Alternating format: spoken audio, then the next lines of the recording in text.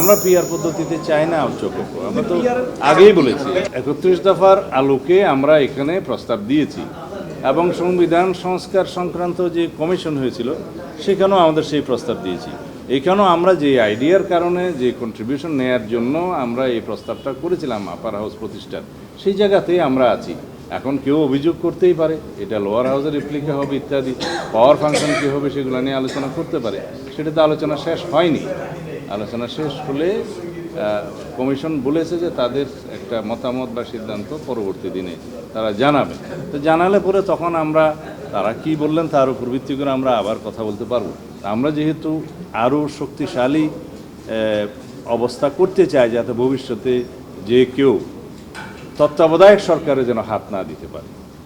তত্ত্বাবধায়ক সরকার একরকম প্রতিষ্ঠিত বা রিইনস্টেট হয়েছে বলা যায়, যেহেতু হাইকোর্টের ভার্ডিক্টের মধ্য দিয়ে আর্টিকেল 58 ক এবং ক ২ পরিচ্ছেদ নামে আপনারা যেটা জানেন তত্ত্বাবধায়ক সরকার গঠন প্রণালী এবং পাওয়ার ফাংশন যেটা আছে এটা আবার রিইনস্টেট হয়েছে। তবে সেটা আরও আপিল হবে এবং যেহেতু 13 অ্যামেন্ডমেন্ট চ্যালেঞ্জ হয়েছিল, জাস্টিস খায়রুল হক সাহেব এটাকে অ্যাবলিশ করে দিয়েছিল, সেটা আবার এখন রিভিউতে আছে। তা আমরা ধরে নিচ্ছি এটা জনগণের পক্ষে রায় হবে।